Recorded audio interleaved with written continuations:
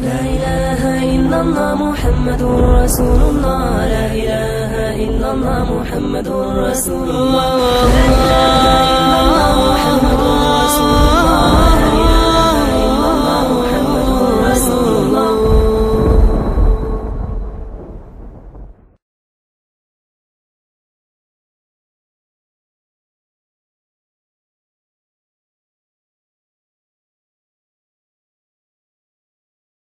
If you ask me who my prophet is, I will say, haven't you heard? His name is Muhammad, a mercy to the worlds, a mercy to the worlds.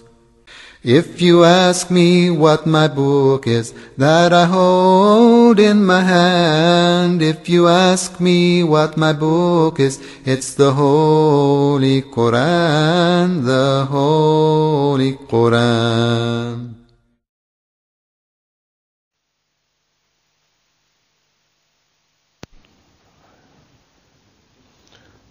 Alhamdulillah.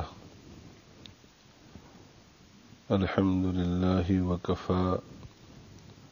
والصلاة والسلام على سيد الرسل وخاتم الأنبياء وعلى آله الأصفياء وأصحابه الأتقياء. أما بعد،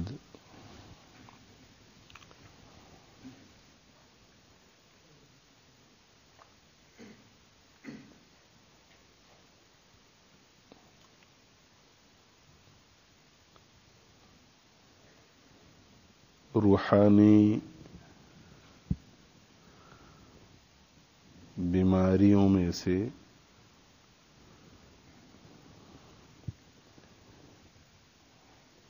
ایک بہت ہی خطرناک بیماری کبر ہے۔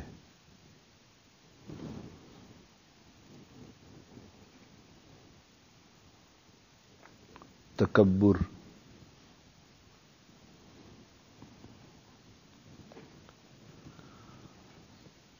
اللہ تعالی شانہ ارشاد فرماتے ہیں، واللہ لا يحب المستکبرین۔ اللہ تعالی شانہ ایسے لوگوں کو پسند نہیں کرتے، ایسے لوگوں سے محبت نہیں رکھتے، ایسے لوگوں کو محبوب نہیں بناتے جن میں کبر کی، تکبر کی بیماری ہوتی ہے۔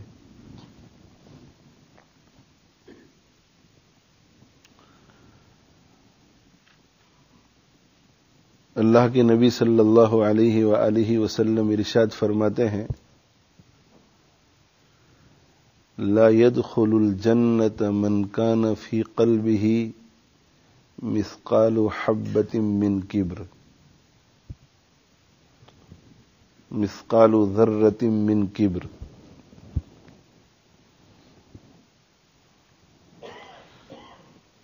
وہ شخص جنت میں داخل نہیں ہو سکے گا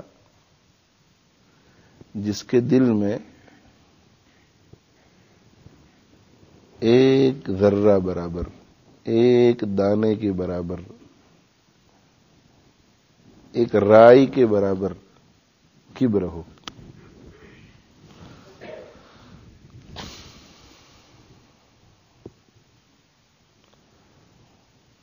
حدیث قدسی میں حق تعالی شانہ ارشاد فرماتے ہیں، الکبریاء ردائی والعظمت ازاری۔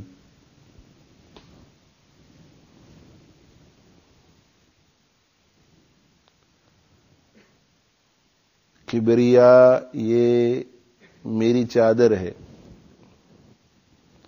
اور عظمت یہ میری لونگی ہے۔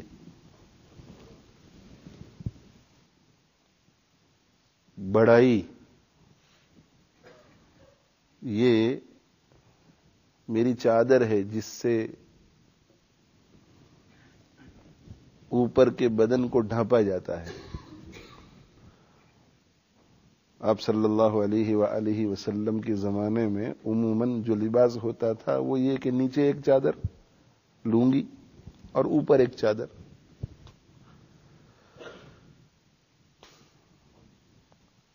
الکبریاء و ردائی، بڑائی، بڑا ہونا، یہ میری اوپر کی چادر ہے. والعظمت ازاری، اور بزرگی یہ میری لونگی ہے.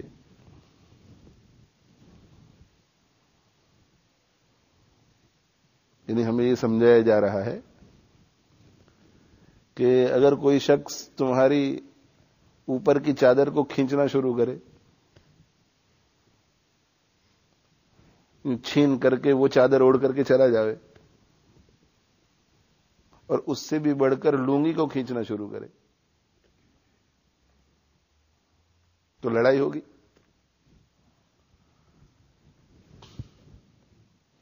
اللہ جل جلالہ وعم نوالہ کا ہماری طرح جسم نہیں ہے، اور اللہ تعالی شانہ ہماری طرح لباس کی بھی محتاج نہیں ہے.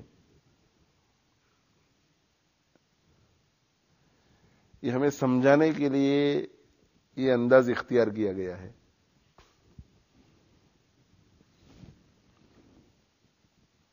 کہ تمہارا قمیض کوئی لے کر کے چلا جائے. آپ سفر میں ہیں، کسی جگہ سوئے ہوئے ہیں، کرتا اتارا ہوا ہے، قمیص اتارا ہوا ہے، اور جب آپ بیدار ہوں تو آپ دیکھیں کہ یہ شخص تو میرے قمیص کو لے کے جا رہا ہے. اس کا پیچھا کریں گے آپ، لڑائی ہو جائے گی. یہ میری ٹراؤزر کو، میری ازار کو لے کے جا رہا ہے.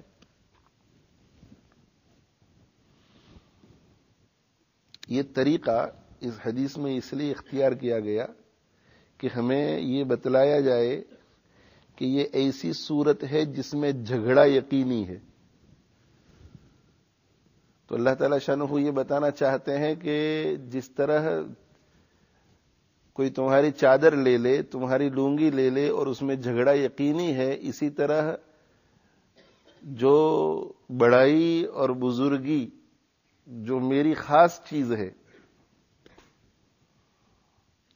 یہ کرتا قمیص تمہاری خاص چیز ہے، لونگی ازار تمہاری خاص چیز ہے، اس خاص چیز کو جو بھی لے گا اس سے لڑائی ہوگی. تو الکبریاء اور العظمت، بڑائی اور بزرگی، یہ میری خاص چیزیں ہیں. ان دونوں چیزوں میں سے جس کسی چیز کو کوئی مجھ سے لے گا تو لڑائی ہوگی، جھگڑا ہوگا. فمن نازعنی فی واحد منہما، ان دونوں میں سے کسی ایک میں بھی مجھ سے جو جھگڑا کرے گا تو اس کا نتیجہ کیا ہوگا؟ ادخلتہ فی النار ولا ابالی، میں اسے جہنم میں داخل کر دوں گا اور بالکل پرواہ نہیں کروں گا.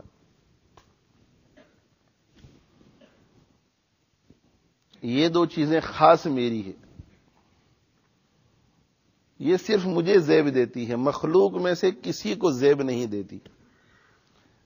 نہ جبریل کو، نہ میکائیل کو، نہ اسرافیل کو، نہ اسرائیل کو، نہ ابراہیم کو، نہ آدم کو، نہ عیسیٰ کو، نہ موسیٰ کو، نہ داؤد کو، نہ سلیمان کو، نہ میرے محبوب پیغمبر کو صلی اللہ علیہ وآلہ وسلم.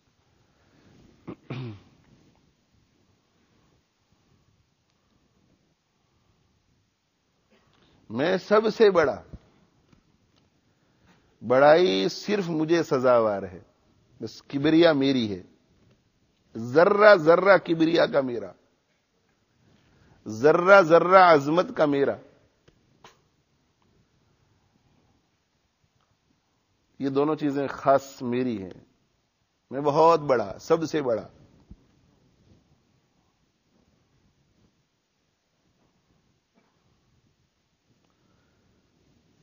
اور یہ دو چیزیں ایسی ہیں کہ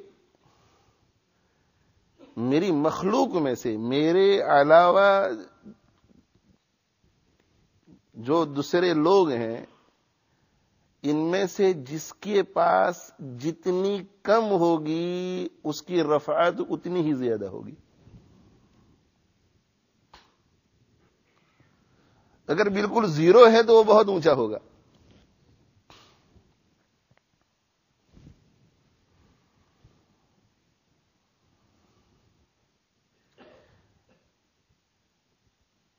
किब्र जो है, किब्र बड़ाई, अजमत, बुजुर्गी, बड़ा होना, ग्रेट होना, ये मखलूक को ज़ैब नहीं देता।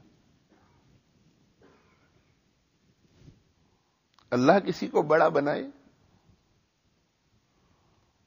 अल्लाह किसी को बड़ा बनाए, लोग उसे इस नजर से देखें कि ये बड़ा है, मगर खुद अपनी जात की निगाह में उसे छोटा ही रहना चाहिए।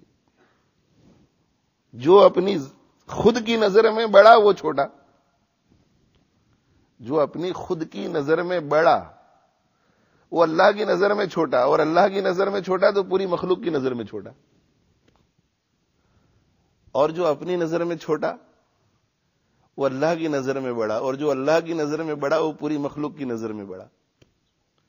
जो अल्लाह की नजर में छोटा वो दुनिया में भी छोटा, क़यामत के दिन भी छोटा, और आखिरत में भी छोटा। और जो अल्लाह की नजर में बड़ा वो दुनिया में भी बड़ा, आखिरत में भी बड़ा, और हमेशा के लिए जन्नत में बड़ा। जो अपनी नजर में छोटा वो अल्लाह की नजर में बड़ा, और जो अल्लाह की नजर में बड़ा वो सबकी नजर में बड़ा। वो अंबिया की नजर में भी बड़ा, फरिश्तों की नजर में भी बड़ा, सोलहा की नजर में भी बड़ा, फुस्साक और फुज्जार की नजर में भी बड़ा। नुसिर तो भी रौब, अल्लाह एक रौब पैदा कर देते हैं। फुस्साक फुज्जार की दिलों में भी अजमत पैदा करते हैं कि ये बड़ा शख्स है, ये नेक शख्स है। दुश्मनों के दिलों में भी, गैर मुस्लिमों के दिलों में भी अजमत पैदा करते हैं कि ये कोई नेक शख्स नजर आ रहा है, अच्छा आदमी नजर आ रहा है, बड़ा आदमी नजर आ रहा है।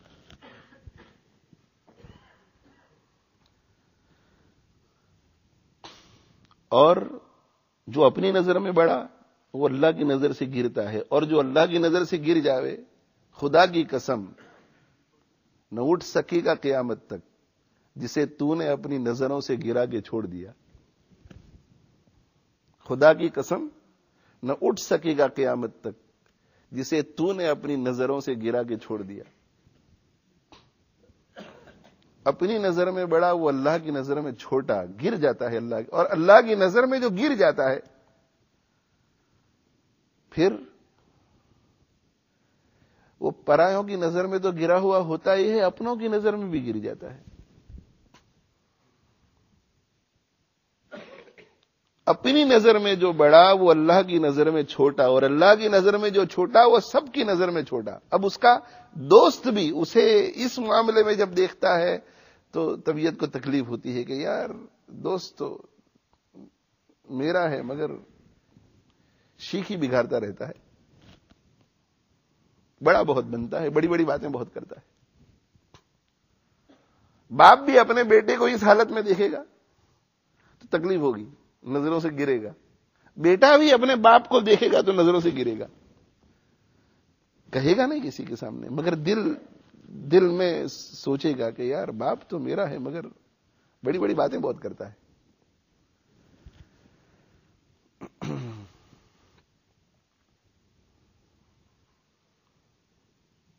अल्लाह जल्ल जलालुहु व अम्म नवालुहु की ये खास चीजें हैं, किबरिया और अजमत अल्लाह को ज़ेब देती है,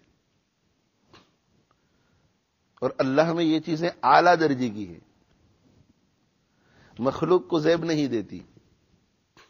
मखलूक में ये जितनी कम होगी इतनी ही उसकी इज्जत बढ़ेगी, उतनी ही उसकी रफात बढ़ेगी, अल्लाह उतना ही बढ़ाएंगे।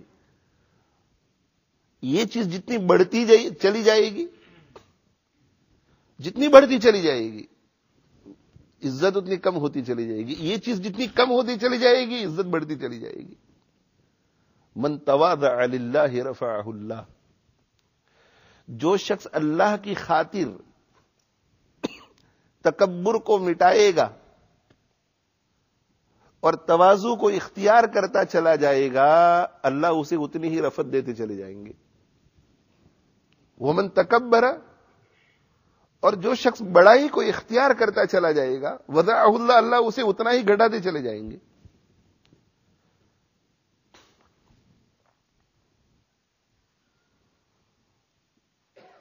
جتنی بڑائی اتنی ہی ذلت، اور جتنی تواضع اتنی ہی رفعت.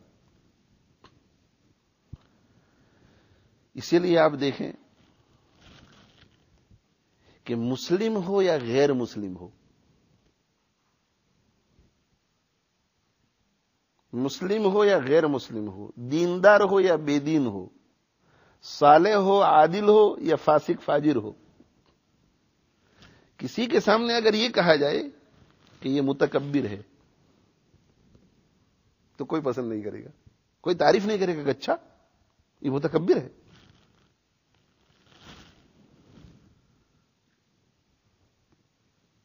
یہ گانے بجانے کو بہت پسند کرتا ہے تو دنیا میں بہت لوگ ایسے آپ کو ملیں گے جو پسند کریں گے اس کے، اچھا یہ تو میری بھی ہابی ہے، میں بھی میوزک کو بہت پسند کرتا ہوں. کہ بھئی یہ شراب کو بہت پسند کرتا ہے تو ایسے لوگ آپ کو ملیں گے کہ ہاں یہ تو بہت اچھا کام ہے شراب پینا، تو مجھے بھی بہت پسند ہے. یہ چور ہے، دنیا میں آپ کو ایسے لوگ مل جائیں گے جو پسند کریں گے کہ میں بھی اسی لائن کا آدمی ہوں.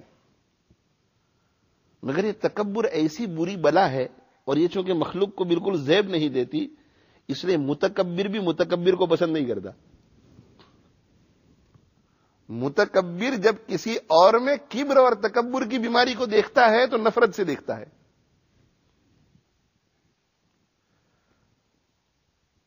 وہ خود مبتلا ہے کبر کی بیماری میں، مگر جب کسی اور میں دیکھتا ہے تو پسند نہیں کرتا.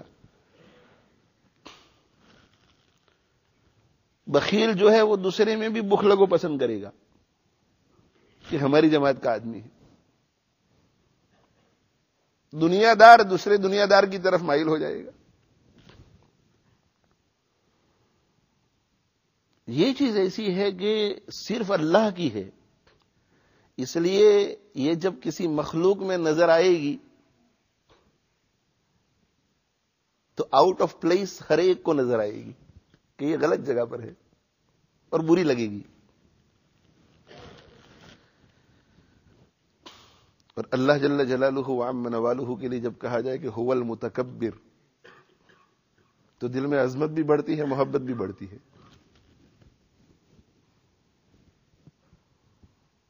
اللہ خود اپنے بارے میں کہے کہ میں متکبر ہوں تو بہت اچھا لگتا ہے، اور مخلوق میں سے کوئی کہے کہ میں متکبر ہوں تو بہت برا لگتا ہے. ایک عجیب چیز.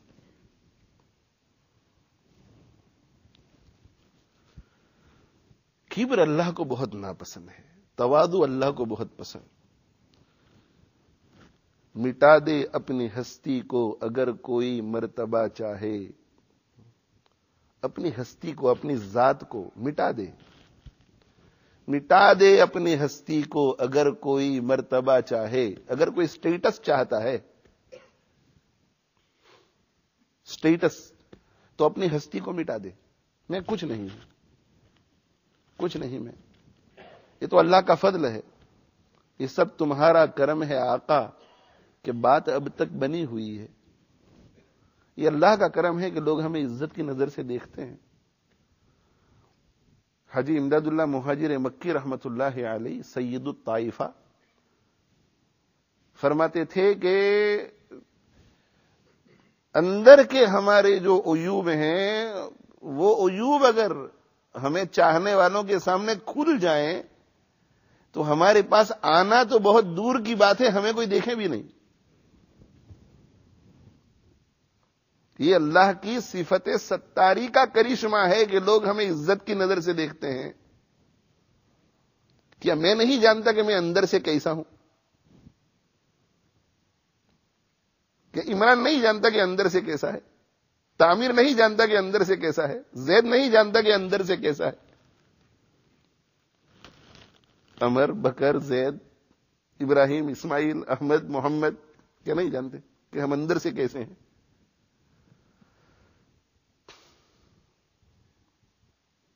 ہماری اپنی باطنی بری حالت کے ہمارے سامنے ہونے کے باوجود بھی ہم بڑے بن کر کے زندگی گزاریں،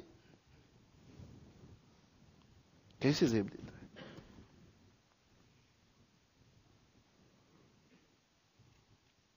زمین جو ہے، زمین یہ روزانہ اعلان کرتی ہے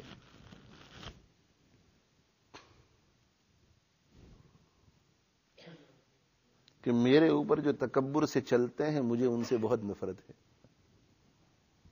اور میں اس انتظار میں ہوں کہ کب وہ میرے اندر آ جائیں تاکہ میں اسے سزا دوں۔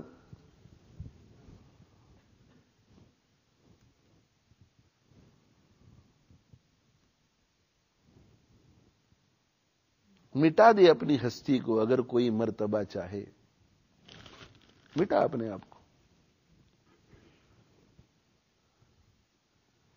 جو متواضع ہے، متواضع جو بڑا بن کر نہیں رہتا، چھوٹا بن کر رہتا ہے،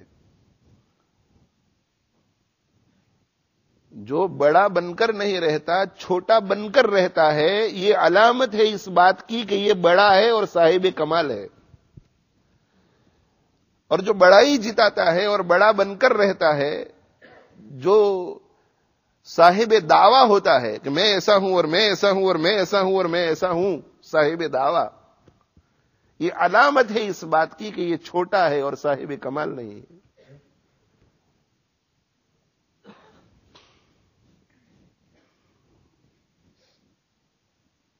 جو عالی ظرف ہوتے ہیں ہمیشہ جھک کے رہتے ہیں، جو بڑے ہوتے ہیں اور اندر جن کے پاس بہت کچھ ہوتا ہے وہ جھک کے رہتے ہیں۔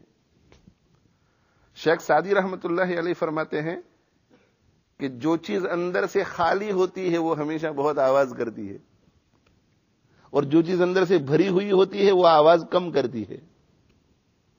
تیل کا ڈبہ جب خالی ہو جائے تو بجاؤ اس کے اوپر سے، دیکھو کتنی آواز آتی ہے، اور جب بھرا ہوا ہو تیل سے اس وقت دیکھو کہ کتنی آواز آتی ہے۔ جو اندر سے خالی ہوتا ہے آواز بہت کرتا ہے، اندر سے بھرا ہوا ہوتا ہے وہ آواز نہیں کرتا۔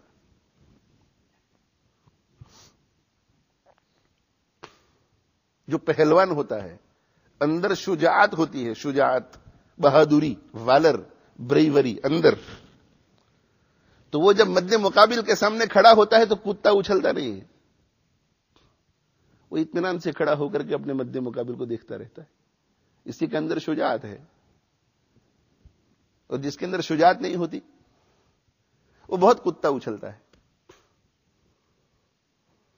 ہمارے ایک دوست ہیں، انہوں نے مجھے ایک دن کہا کہ ہمارے والد صاحب رحمہ اللہ تعالی بہت ہوشیار تھے، بہت ذہین تھے، تو وہ ایک دن ہم سے کہنے لگے بھائیوں کو سب کو بٹھا کر کہ دیکھو جب میدان میں اترو اور کبھی سامنے دشمن آ جائے تو یہ دیکھو کہ کتا اچھلتا ہے یا خاموشی سے دیکھ رہا ہے آپ کو، کہ اس سے فیصلہ کر لینے کا کہ یہ طاقتور ہے یا نہیں۔ اگر کتا اچھلتا ہو تو سوچنے کا نہیں، زیادہ حملہ ہی کر دینے کا۔ اندر سے جو خالی ہوتا ہے وہ باہر سے بہت شور کرتا ہے، میں ایسا کر دوں گا، مجھے چھوڑ دو مجھے، اور اندر کچھ ہوتا ہے وہ دیکھتا رہتا ہے، اطمینان ہوتا ہے اسے۔ جو عالی ظرف ہوتے ہیں ہمیشہ جھک کے رہتے ہیں۔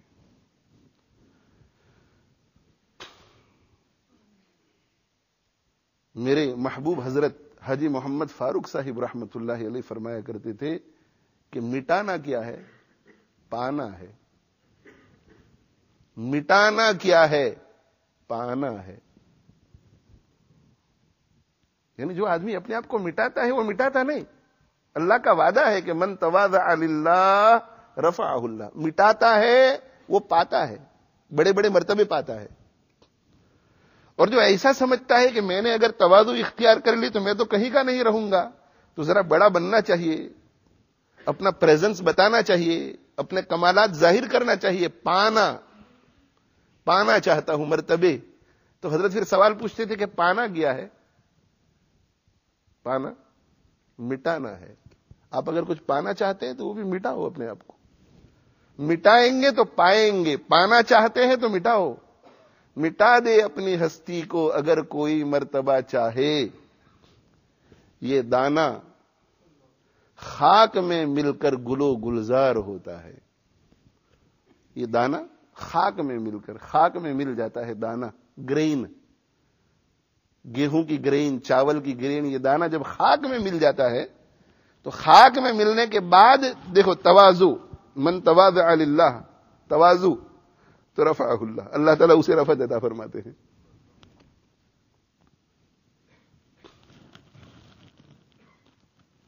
یہ وزنی مٹی کے اندر سے یوں باہر نکلتا ہے، اللہ نکالتے ہیں اسے، اور پھر یہ ایک تناور درخت کی شکل اختیار کرتا ہے جس کی طرف جانور، پرندے، انسان جوگ در جوگ آتے ہیں، مقبولیت اسے عطا ہوتی ہے۔ اور ایک بزرگ نے عجیب مثال دی کہ دانہ جب زمین میں جاتا ہے اور تواضع اختیار کرتا ہے، اللہ اسے رفعت عطا فرماتے ہیں، اور پھر کھیتی کی شکل میں جب یہ گردن اونچی کرتا ہے یہ پودا، تو کسان اسے کاٹ دیتا ہے۔ من تواضع للہ رفعہ اللہ ومن تکبر وضعہ اللہ۔ یہ دانہ جب زمین میں جاتا ہے تو رفعت، اور جب یہ سر اٹھاتا ہے یہ پودا اور کھیتی کی شکل اختیار کر لیتا ہے تو اسے کاٹ دیا جاتا ہے۔ جو چھوٹا بن کر رہتا ہے، تواضع کے ساتھ رہتا ہے، اللہ تعالی شانہ اس کا کفیل بن جاتا ہے،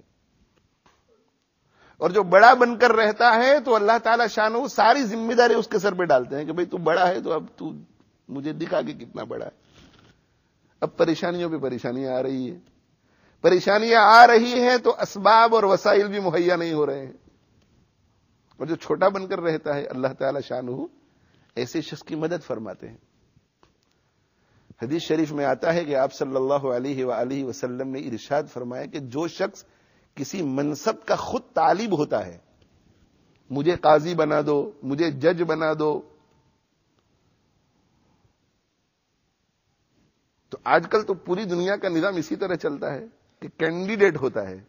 کینڈیڈیٹ کا مطلب یہی ہے کہ مجھے بناؤ، مجھے یہ عہدہ دو، میں میئر بننا چاہتا ہوں، میں ایم پی بننا چاہتا ہوں، میں کاؤنسلر بننا چاہتا ہوں۔ اور مسجدوں کے اندر بھی یہ چیز آ گئی، میں مسجد کا صدر بننا چاہتا ہوں، میں مسجد کا سیکرٹری بننا چاہتا ہوں، اس کے لیے کنوینسنگ بھی ہوتی ہے۔ جو کسی عہدے کا خود طالب ہوتا ہے، اور حضرت صلی اللہ علیہ وسلم نے فرمایا کہ جو کسی عہدے کا خود طالب ہوتا ہے اور اسے وہ عہدہ مل جاتا ہے اپنی کوشش کے نتیجے میں، تو اللہ تعالی شانہ اس کو اس کی ذات کے حوالے کر دیتے ہیں کہ اب تو جانے، تیرا عہدہ جانے اور تیرا کام جانے۔ اور جو نہ چاہنے کے باوجود بھی مجبور ہو جاتا ہے عہدہ قبول کرنے پر کہ نہیں آپ کو چیئرمین بننا ہی پڑے گا، اس مسجد کی مصالح کا تقاضا یہ ہے کہ آپ ہی کو کرنا پڑے گا، آپ سے بہتر یہاں کون ہے، آپ اگر اس کام کو نہیں لیں گے تو مسجد برباد ہو جائے گی۔ نہ چاہنے کے باوجود جسے عہدہ مجبوراً لینا پڑتا ہے، تو آپ صلی اللہ علیہ وسلم نے فرمایا کہ اللہ تعالی شانہ اس کے لیے ایک فرشتے کو مقرر کرتے ہیں کہ میرے اس بندے کی مدد فرما۔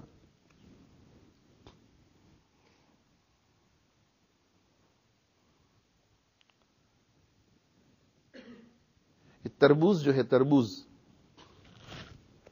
تربوز درختوں پر نہیں لگتا، تربوز کے بیل ہوتے ہیں جو زمین پر پڑے رہتے ہیں بہت تواضع کے ساتھ۔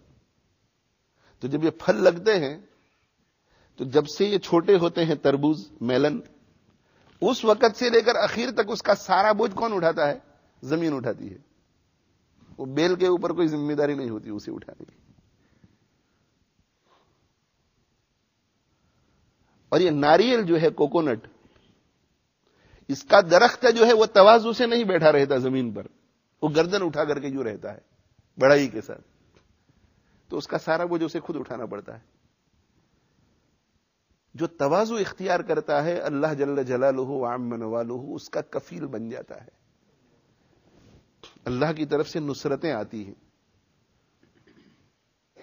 اللہ ایسے شخص کو ذلتوں سے بچاتے ہیں، اسے عزتوں سے ہمکنار کرتے ہیں۔ اور جو بڑا بنتا ہے اللہ اسے چھوٹا بناتے ہیں، اور چھوٹا بناتے ہیں تو اسے ذلتوں میں مبتلا کرتے ہیں، عزتوں سے دور رکھتے ہیں اسے۔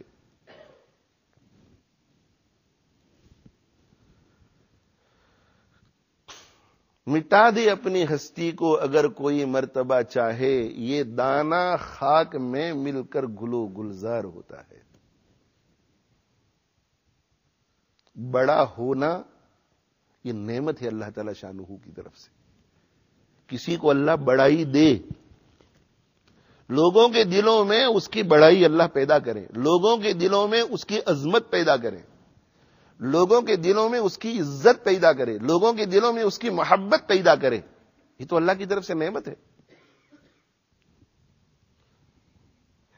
مگر خود بڑا بننے کی کوشش نہ کرے، لوگوں کے دلوں میں اپنی بڑائی پیدا کرنے کی کوشش نہ کرے،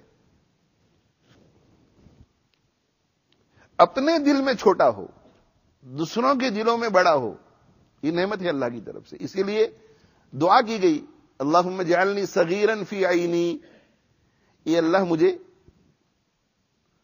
اپنی نگاہوں میں چھوٹا رکھ، وکبیرا فی اعین الناس، اور لوگوں کی نگاہوں میں بڑا بنا دے.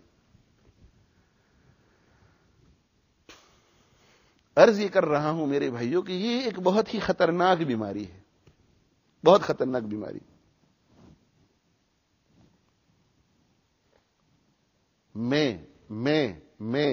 میں کچھ ہوں،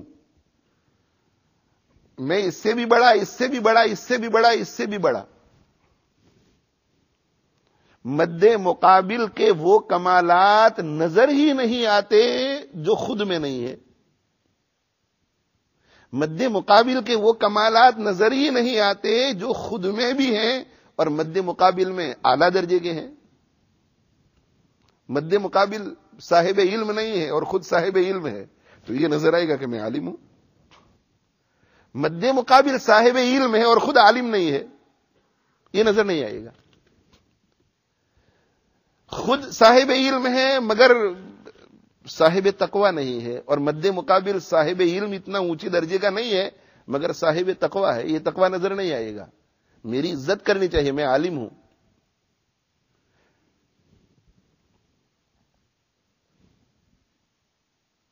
اپنی خوبیاں نظر آئیں گی، دوسروں کی خوبیاں نظر نہیں آئیں گی. اپنی وہ خوبیاں نظر آئیں گی جن میں وہ دوسروں سے فائق ہیں، اپنے عیوب نظر نہیں آئیں گے. میں دوسروں کو حقیر سمجھے گا، خود کو بہتر سمجھے گا، یہ ہے کبر. اسے مٹانا ہے، اسے مٹانا ہے. اس لیے کہ یہ جب تک دل میں رہا تو یہ ام الامراض ہے، یہ ساری بیماریوں کی جڑ ہے. یہ کبر اگر دل میں ہے اب غصہ بھی آئے گا، اس لیے کہ میں بڑا، کیوں ایسا کیا، میری مرضی کے خلاف کیوں کیا، کیوں میں نے ایسا کہا تھا کیوں کیا. اب صحیح غلط کو وہ نہیں دیکھتا. میں نے یہ بات کہہ دی، اس پر اس نے یہ تبصرہ کیوں کیا.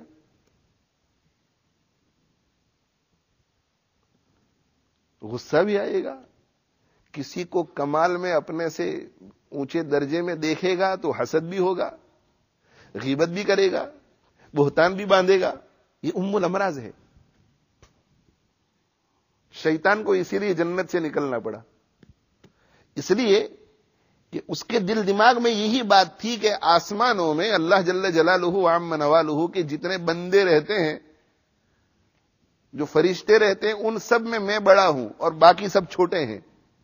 تو اللہ تعالیٰ شانہ نے جب یہ فرمایا کہ وَإِذْ قَالَ رَبُّكَ لِلْمَلَائِكَةِ إِنِّي جَاعِلٌ فِي الْأَرْضِ خَلِيفَةً، میں زمین میں ایک خلیفہ مقرر کرنے والا ہوں، نائب مقرر کرنے والا ہوں. تو اس نے خود ہی اسیوم کر لیا، دل میں یہی خیال آیا کہ سب سے بڑا تو میں ہی ہوں، تو یہ خلیفہ بھی میں ہی ہوں گا.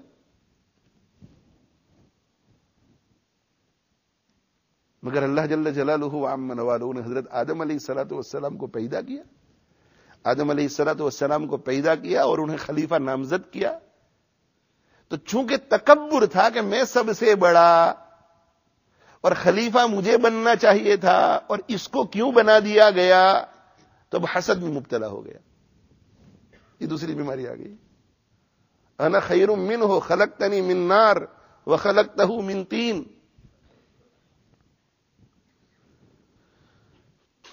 بڑائی ہوتی ہے تو لوگوں کو حقیر سمجھتا ہے، میں اس سے بھی بڑا، اس سے بھی بڑا، اس سے بھی بڑا، اس سے بھی بڑا. اور تکبر سے پاک ہوتا ہے، دل میں تواضع کی کیفیت ہوتی ہے تو پوری دنیا اسے بڑا سمجھ رہی ہے اور خود وہ اپنی نظر میں بہت چھوٹا ہوتا ہے، اور اللہ کا شکر ادا کرتا ہے کہ یہ اللہ، میری تمام تر نالائکیوں کے باوجود آپ نے ستاری کا پردہ میرے اوپر ڈال رکھا ہے۔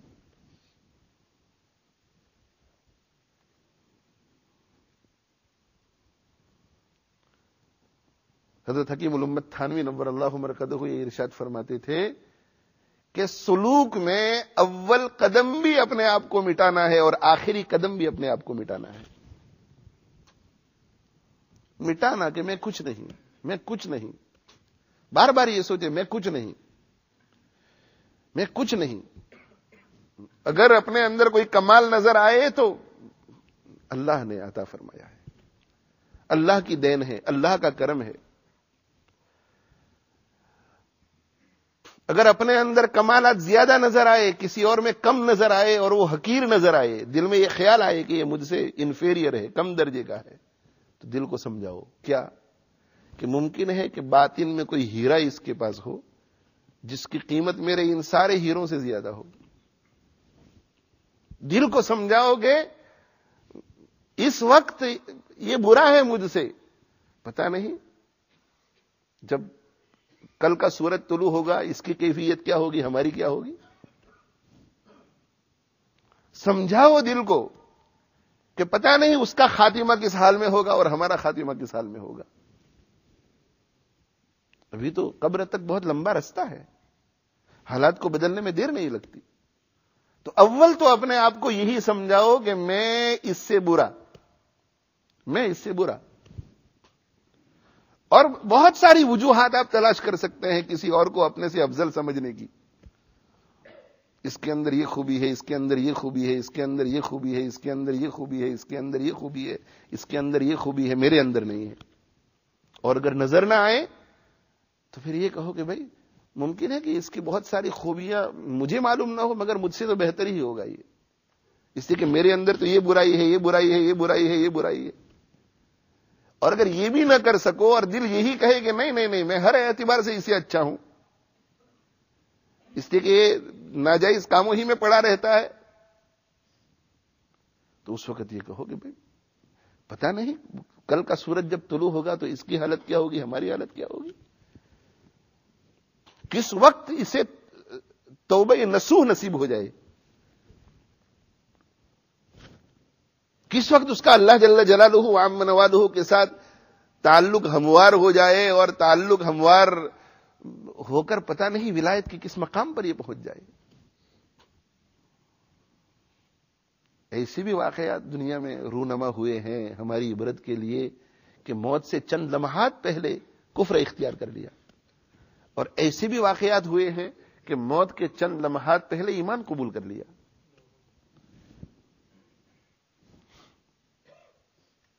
کیا پتہ کہ کیا ہو۔ کسی کو کسی برائی کی وجہ سے حقارت کی نظر سے مت دیکھو، اس لیے کہ کل پرسوں ترسوں مرنے سے پہلے پہلے پتہ نہیں یہ کتنے خلوص کے ساتھ اللہ کی بارگاہ میں توبہ کرنے والا ہوگا، کچھ پتہ نہیں۔ اور ہمارے اس اترانے کی وجہ سے، ہمارے اس کو حقیر سمجھنے کی وجہ سے پتہ نہیں ہماری ساری نیکیاں کہاں برباد ہوتی جا رہی ہوں گی۔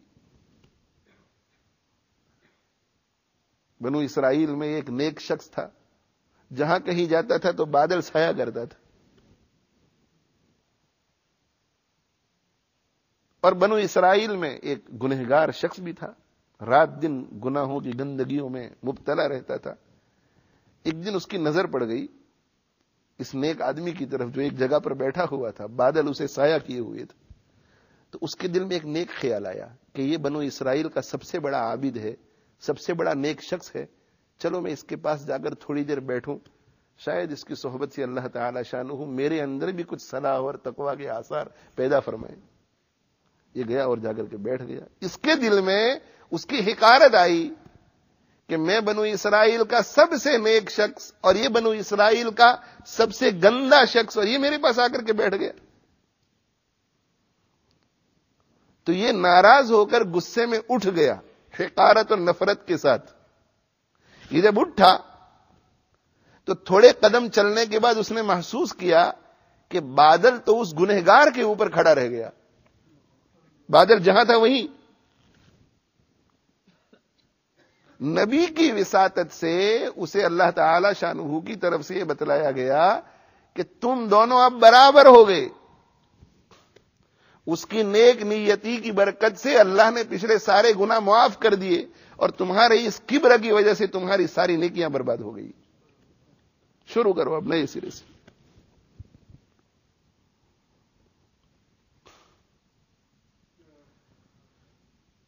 یہی تجھ کو دھن ہے رہوں سب سے بالا، ہو زینت نرالی ہو فیشن نرالا، جیا کرتا ہے کیا یوں ہی مرنے والا. جسے مرنا ہے، جسے نزا اور سکرات کے عالم سے گزرنا ہے، جسے ملک الموت کی ملاقات کرنی ہے، جس کی روح کو جسم سے الگ ہونا ہے،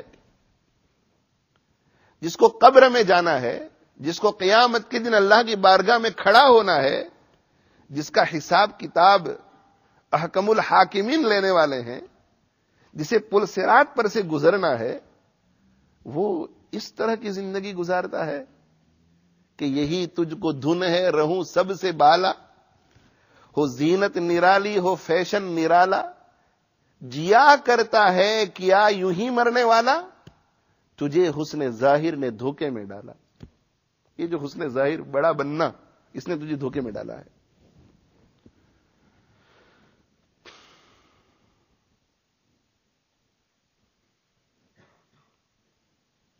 میرے محبوب حضرت حاجی محمد فاروق صاحب رحمت اللہ علیہ نے مجھ سے ایک مرتبہ فرمایا کہ بیٹا اپنے آپ کو اتنا مٹاؤ، اتنا مٹاؤ، اتنا مٹاؤ کہ تمہیں یہ احساس بھی نہ رہے کہ میں نے اپنے آپ کو مٹایا ہے. اس لیے کہ اگر مٹانے والے کو یہ احساس ہو کہ میں نے اپنے آپ کو مٹایا ہے تو یہ بھی ایک قسم کا تکبر ہے. اگر مٹانے والے کو یہ احساس ہو کہ میں نے اپنے آپ کو مٹایا ہے، میں نے تواضع اختیار کی ہے، یہ ایک قسم کا تکبر، بلکہ بدترین قسم کا تکبر.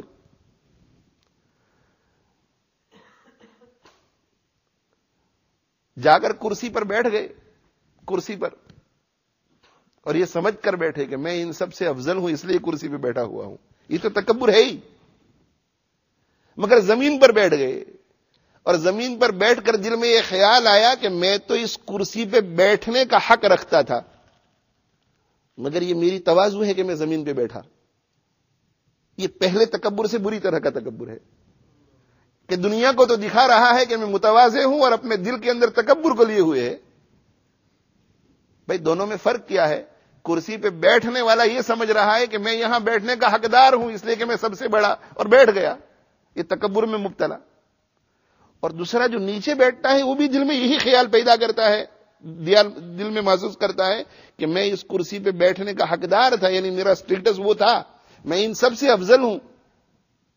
تو تکبر تو ہے مگر دھوکہ دیا سب کو نیچے بیٹھ کر. یہ تکبر بشکل تواضع بہت بدترین، لوگوں کو دھوکہ دینا. دل میں یہ خیال آئے کہ نہیں میں کرسی پہ کیسے بیٹھوں، میں تو زمین پہ بیٹھ جاؤں، یہی میرے لیے تو ٹھیک ہے.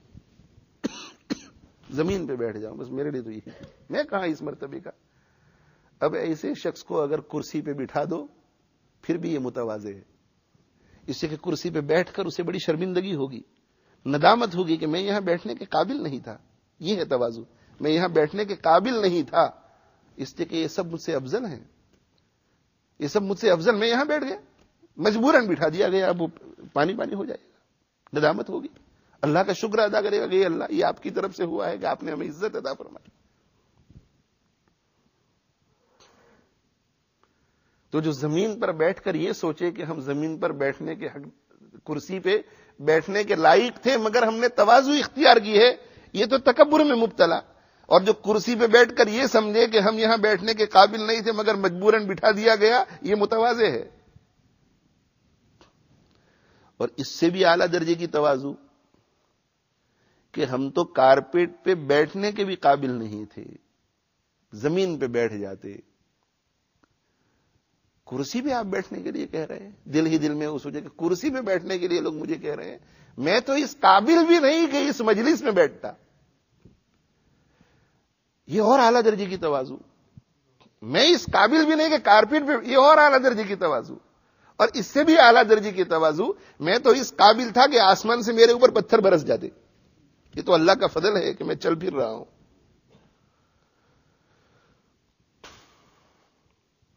حضرت ابو عثمان حیری رحمہ اللہ تعالی وہ کہیں جا رہے تھے اپنے شاگردوں کے ساتھ، مریدوں کے ساتھ، اور کسی نے راکھ ڈالی کھڑکی سے باہر. آداب المعاشرت کا اہتمام نہیں کرتے مسلمان. کسی کو تکلیف پہنچانا آداب المعاشرت کے خلاف ہے. ایسا کوئی کام نہیں کرنا چاہیے جس سے کسی کو تکلیف پہنچے. ہمارے مسافہ کرنے سے اگر کسی کو تکلیف پہنچتی ہو تو مسافہ مت کرو. کسی کے پاس بیٹھنے سے اگر تکلیف پہنچتی ہو تو مت بیٹھو. چھوٹی چھوٹی باتوں میں خیال رکھو. بے وقت فون کرنا، بے وقت کسی کے گھر چلے جانا، جا کر کے ان کے وقت کا خیال کیے بغیر بیٹھے رہنا.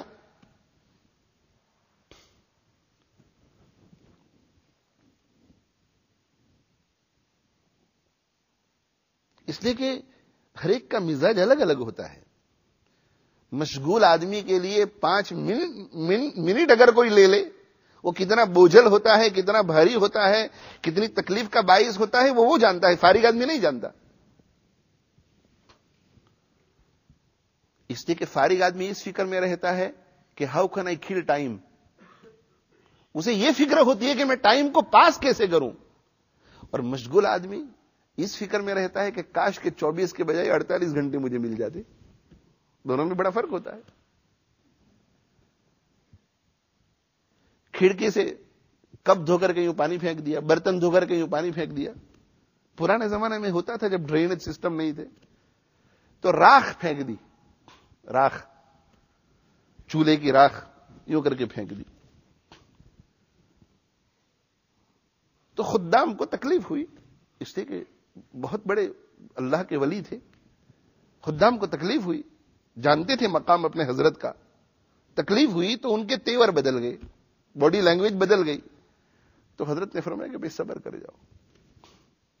سجدے میں گر گئے اور شکر ادا کیا اللہ کا. اور پھر سر اٹھا کر کے کہا کہ ابو عثمان تو اس قابل تھا کہ اس کی نالائکیوں کی وجہ سے آسمان سے آگ برستی. یہ تو اللہ کا احسان ہوا کہ راکھ پر ہی اکتفا کیا.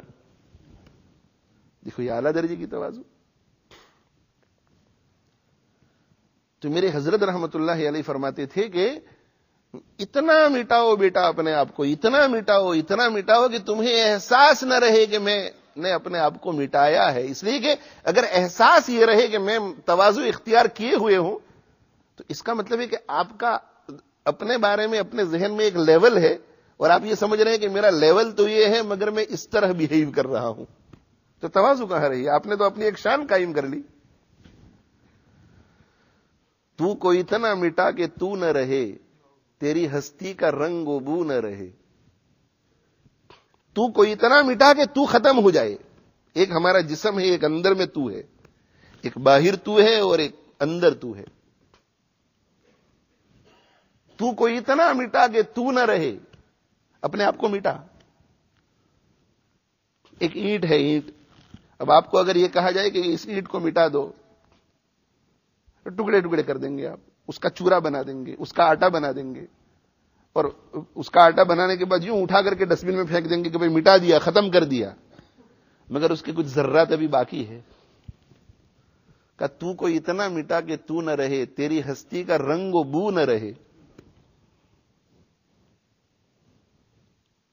تو کو اتنا مٹا کہ تو نہ رہے، تیری ہستی کا رنگ و بو نہ رہے. اور اس کا طریقہ کیا ہے؟ اس کا طریقہ یہ ہے کہ دل میں اللہ کی عظمت کو پیدا کیا جائے، اللہ کی بڑائی پیدا کی جائے.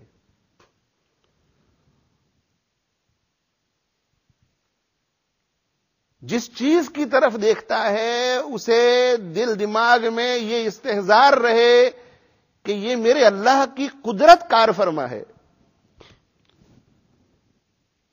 یہ مشائخ جو دل پر محنت کراتے ہیں اور ذکر اور مراقبے اور ضربوں کا اہتمام کراتے ہیں، وہ اسی وجہ سے کہ ان ضربوں کے ذریعے، ان مراقبوں کے ذریعے اللہ کی معرفت، اللہ کی بڑائی، اللہ کا استحضار دل میں پیدا ہوتا ہے.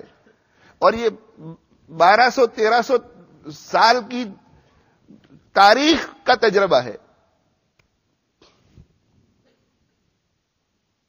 اور کتنے مشائخ گزرے اس عرصے میں؟ سینکڑوں. ان کے مریدین کتنے ہوئے؟ لاکھوں. ان کا تجربہ یہ ہے کہ یہ جو ایک مخصوص طریقہ ہے مشائخ کا، کوئی چشتی ہے، کوئی سہروردی ہے، کوئی قادری ہے، کوئی نقش بندی ہے، الگ الگ طریقے مشائخ کے، مگر سب یہ کوشش کرتے ہیں کہ دل میں اللہ تعالی شانہ کی یاد کی کیفیت پیدا ہو جائے، اور پیدا ہو جانے کے بعد دل کی باقی ساری کیفیتوں پر غالب ہو جائے. جتنی کیفیت دل کی ہے اس پر اللہ کی یاد کی کیفیت غالب ہو جائے. اپنی بیوی سے محبت کی ایک کیفیت ہے، اس کے اوپر اللہ کی یاد کی کیفیت غالب ہو جائے. مال کی محبت کی ایک کیفیت ہے، اس کے اوپر اللہ کی یاد کی کیفیت غالب ہو جائے. بڑا بننے کی ایک کیفیت ہے دل میں، اس کے اوپر اللہ کی یاد کی کیفیت غالب ہو جائے. میرے حضرت لدھیانوی رحمہ اللہ تعالی فرماتے تھے کہ ذکر پر اتنی محنت کرو، اتنی محنت کرو، اتنی محنت کرو کہ دل کی ساری کیفیات مغلوب ہو جائیں، اللہ کی یاد کی کیفیت غالب ہو جائے، ایمالہ ہو جائے. ایمالہ سب مغلوب ہو جائے، ساری کیفیات، ان کا ڈائریکشن بدل جائے. غصہ ختم نہیں ہوگا، غصہ رہے گا، مگر پہلے غصہ ناجائز کاموں میں خرچ ہوتا تھا. اب جب 24 گھنٹے اللہ جل جلالہ وعم نوالہ کی یاد کی کیفیت دل میں رہتی ہے، اب غصے کی جب کیفیت ہوگی تو یہ صحیح ڈائریکشن میں جائے گی. ایمالہ، ازالہ نہیں ہوتا رذائل کا، ڈائریکشن بدلنا ہے. ڈائریکشن بدلنا ہے. یہ جتنی بھی برائیاں ہیں دل کی، ان کا نفع ہے. اگر یہ غلط جگہ پر استعمال ہو تو یہ چیزیں بری، صحیح جگہ پر استعمال ہو تو یہ چیزیں اچھی.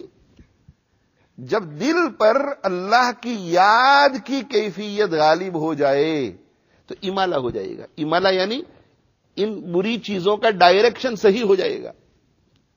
اب یہ غصہ بیوی پر نہیں نکالے گا، اب یہ غصہ کسی مسکین پر نہیں نکالے گا، اب یہ غصہ کسی فقیر پر نہیں نکالے گا، اب یہ غصہ کسی کمزور پر نہیں نکالے گا، اب یہ اپنے غصے کی وجہ سے کسی کو مظلوم نہیں بنائے گا، بلکہ یہ اب اس غصے کا استعمال کسی ظالم کے خلاف کرے گا.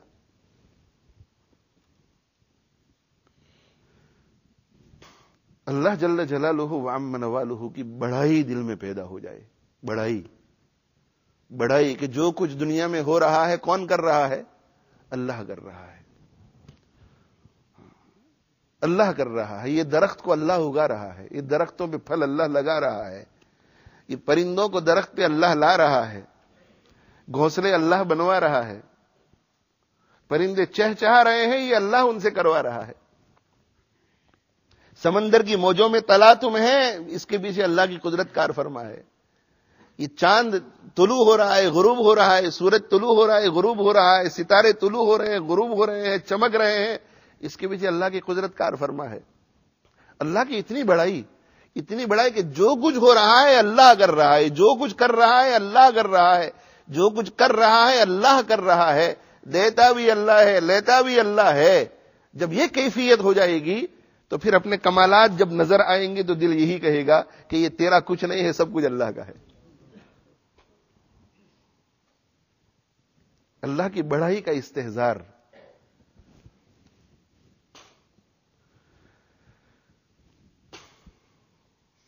دل میں اللہ کی بڑائی.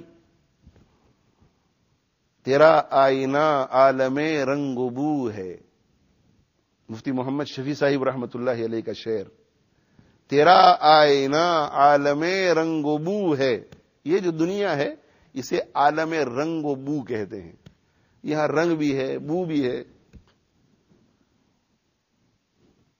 تیرا آئینہ عالم رنگ و بو ہے. یعنی یہ جو پوری دنیا ہے یہ اللہ کو دیکھنے کا آئینہ ہے. میرے آئینے میں مجھے کیا نظر آئے گا؟ میری شکل. تو یہ پوری دنیا اور پوری کائنات ہے، یہ اللہ کا آئینہ ہے. تو اللہ کے آئینے میں کون نظر آئے گا؟ اللہ نظر آئے گا. تیرا آئینہ عالم رنگ و بو ہے، جدھر دیکھتا ہوں ادھر تو ہی تو ہے. سمندر کو اللہ چلا رہا ہے، سورج کو اللہ طلوع کر رہا ہے، سورج کو غروب اللہ کر رہا ہے. یہ پوری کائنات کا نظام اللہ کے ہاتھ میں ہے، اللہ چلا رہا ہے. جب اللہ سب کو چلا رہا ہے تو پھر یہ جو اس کائنات کا ایک چھوٹا سا ذرہ ہے 6 فٹ کا، پوری کائنات کو اللہ چلا رہا ہے. تو اس 6 فٹ کے ذرے میں بھی جو کچھ تغیرات ہو رہے ہیں، جو اچھائیاں نظر آ رہی ہیں، وہ بھی سب وہی کر رہا ہے. بس یہ جب اللہ یہ ہو میں جب کمال پیدا ہو جائے کہ سب کچھ وہ کر رہا ہے، پھر تو نہیں رہے گا. تو کو اتنا مٹا کہ تو نہ رہے، تیری ہستی کا رنگ و بو نہ رہے. ہو میں اتنا کمال پیدا کر کہ ہو تو رہے تو نہ رہے. ہو میں اتنا کمال پیدا کر کے ہو تو رہے تو نہ رہے. تجھے تو نظر ہی نہ آئے، تجھے تو نظر ہی نہ آئے.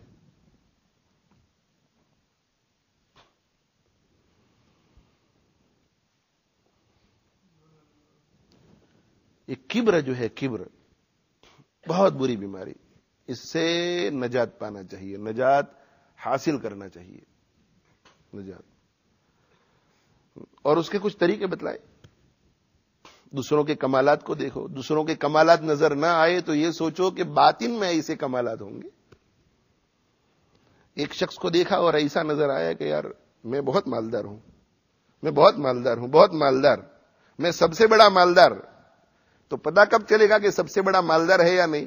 اپنی گاڑی کو دیکھ اور اس کی گاڑی کو دیکھ، اپنے گھر کو دیکھ اور اس کے گھر کو دیکھ.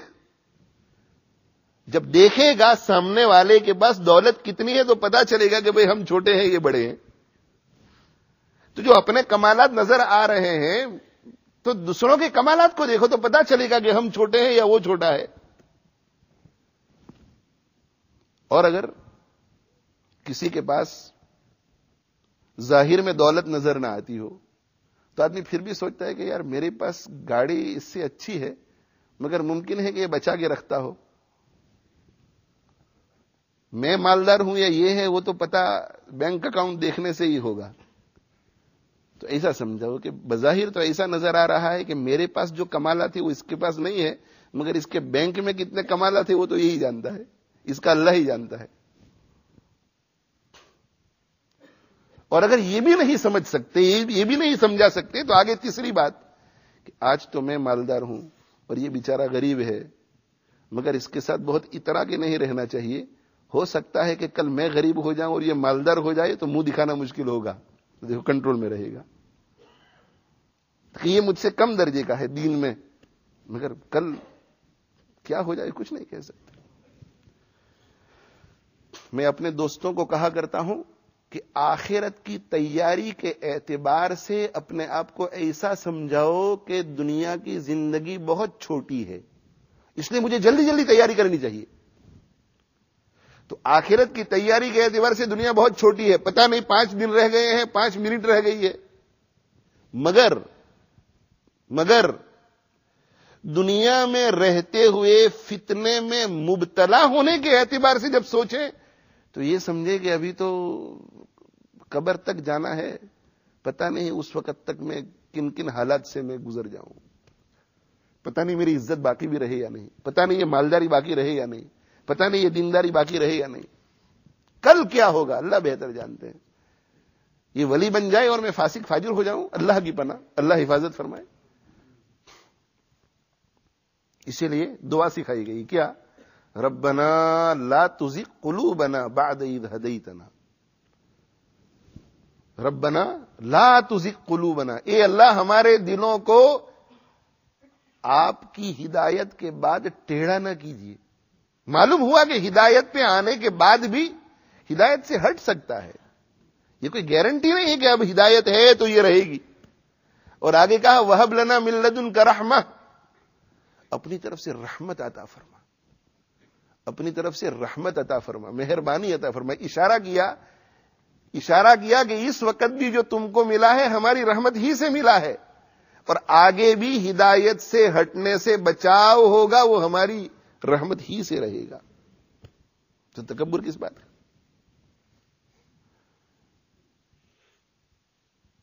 پتہ نہیں کیا ہوگا, فیوچر پتہ نہیں کیا ہے. حضرت حکیم الامت تھانوی نور اللہ مرقدہ ارشاد فرماتے تھے کہ میں کسی مسلمان کو فی الحال حالن, میں ہر مسلمان کو حالن اور ہر کافر کو معالن اپنے سے افضل سمجھتا ہوں.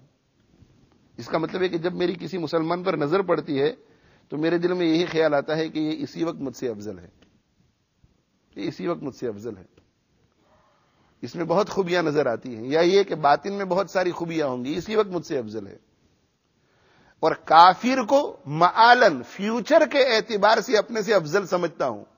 یعنی کسی غیر مسلم پر نظر پڑتی ہے, مجھے یہ خیال نہیں آتا کہ میں اس سے بہتر ہوں, اس لیے کہ مجھے خیال یہ آتا ہے کہ یہ کل اسلام قبول کر سکتا ہے اور مجھ سے بہت آگے پہنچ سکتا ہے. کتنے اونچے خیالات تھے.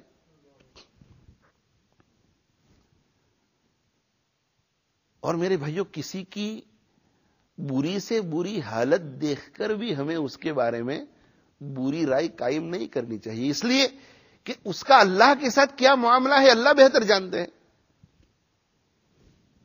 اللہ کے ساتھ کیا معاملہ ہے اللہ بہتر جانتے ہیں. بزرگوں نے یہاں تک کہا کہ اگر تم کسی کو گناہ کرتے ہوئے دیکھو تو گناہ کرتے ہوئے دیکھنے کے بعد جب اس کے اوپر دوبارہ نظر پڑے تو اس گناہ کی وجہ سے اسے حقارت کی نظر سے مت دیکھو, اس لیے کہ ممکن ہے کہ اس گناہ سے لے کر اس ملاقات تک میں وہ توبہ کر کے اللہ کی بارگاہ میں ولی بن چکا ہو اور تمہاری نظر میں ابھی تک وہ مجرم ہو. تم تو اسے مجرم ہونے کی حالت میں دیکھ رہے ہو اور اللہ کی بارگاہ میں وہ ولی بن چکا ہو.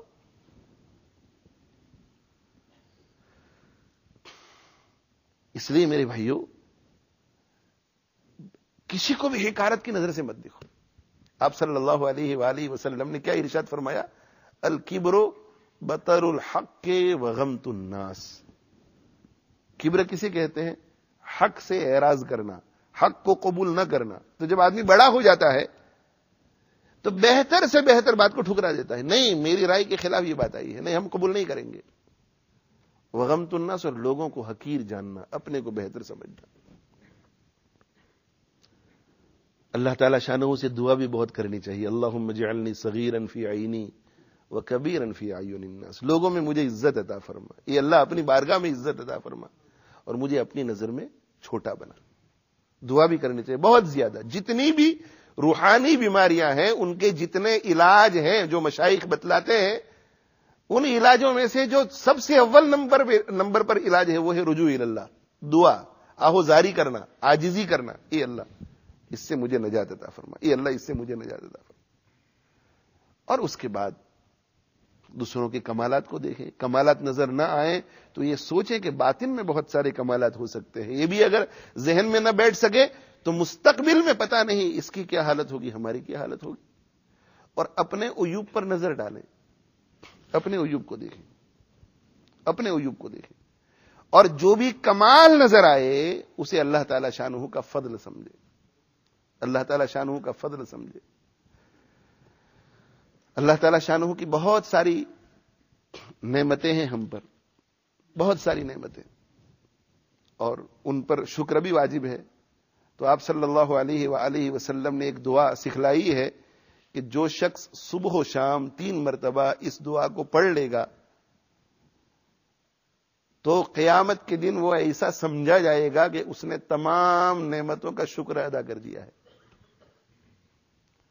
صبح کو 3 مرتبہ پڑھو, اللہم ما اصبح بی من نعمت او بأحد من خلقك فمنك وحدك لا شریک لک فلک الحمد ولک الشکر. اور شام کو اللہم ما امسا بی من نعمت او بأحد من خلقك فمنك وحدك لا شریک لک فلک الحمد ولک الشکر. علماء سے سیکھ لیجئے دعا، طلباء سے سیکھ لیجئے. 3 مرتبہ صبح کو پڑھیے، 3 مرتبہ شام کو پڑھیے. کتنا آسان طریقہ آپ صلی اللہ علیہ وآلہ وسلم نے شکر کے حکم سے سبک دوشی کا ہمیں سکھایا.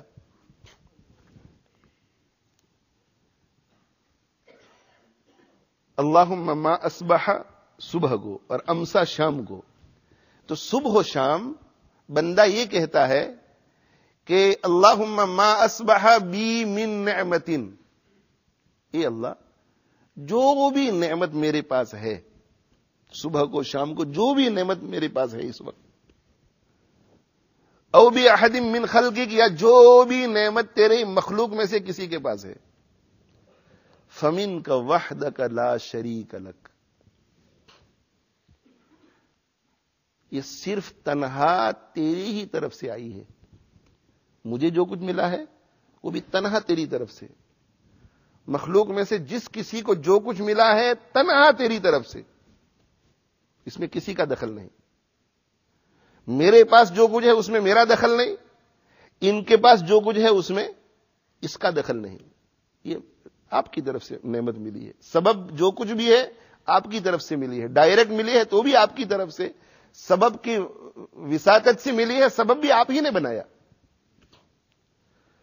جب آپ ہی کی طرف سے ہے تو فلک الحمد ولک الشکر، تمام تعریفیں آپ کے لیے ہیں اور تمام شکر آپ کے لیے ہے.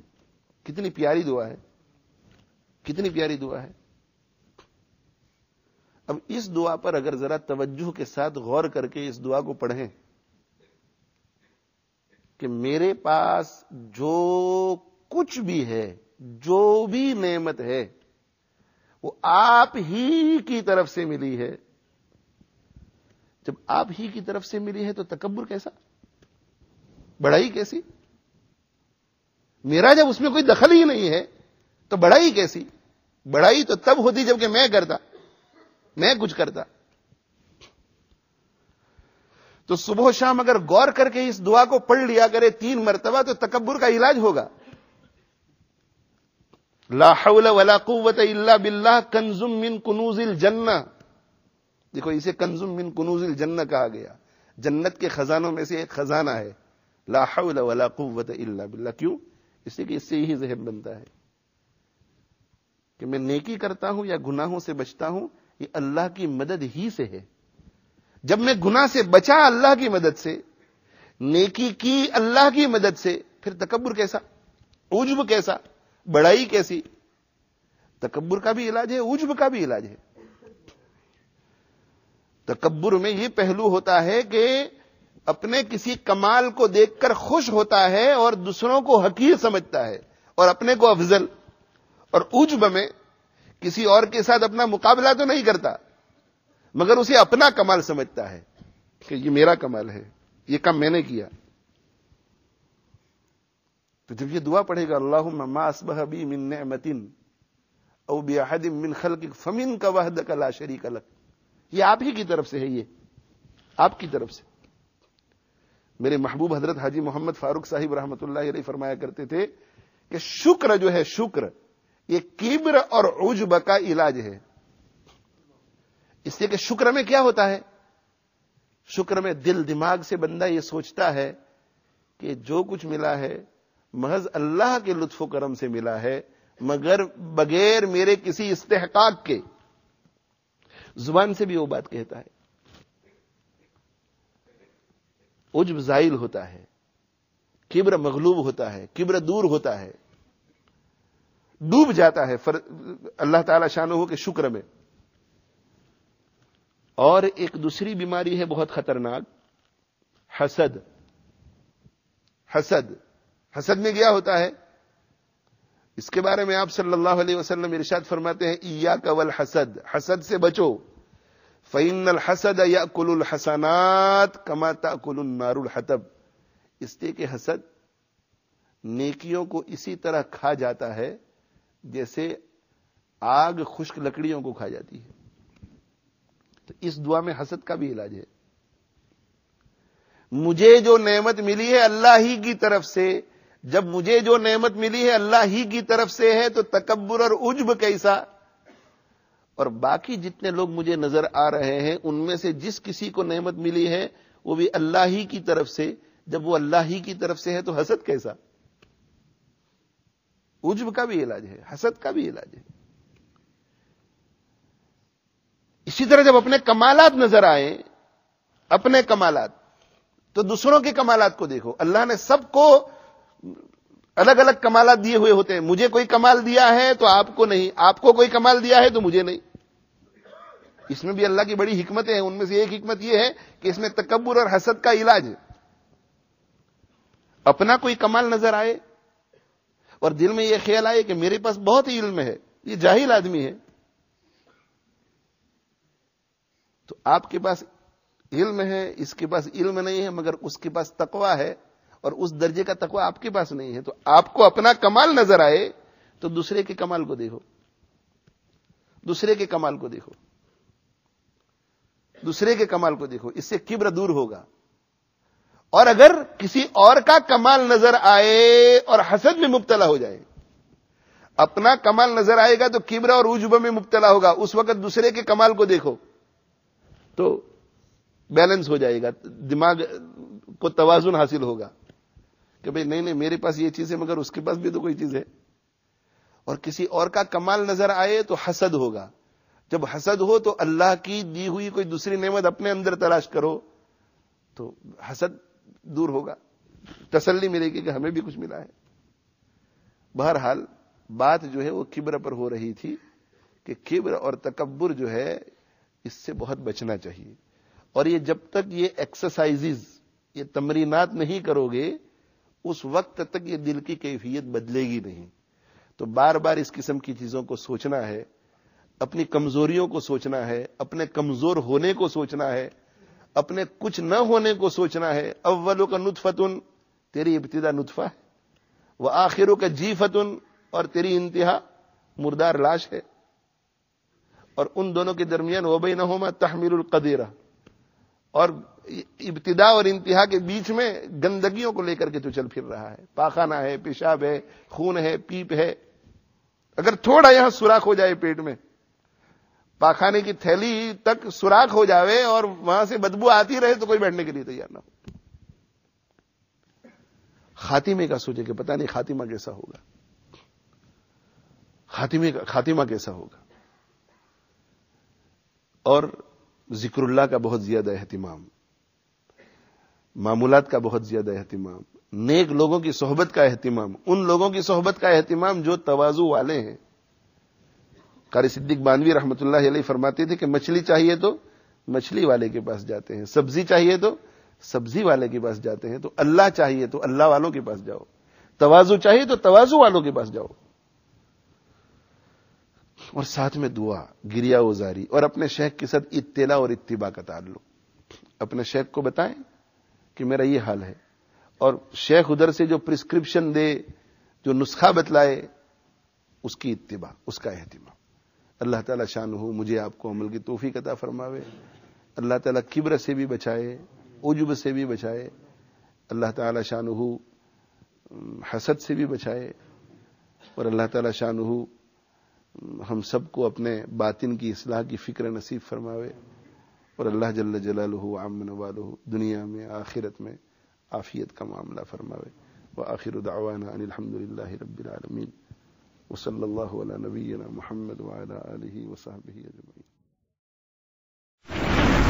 سبحان اللہ والحمد للہ ولا إله إلا الله والله أكبر. سبحان الله والحمد لله ولا إله إلا الله والله أكبر.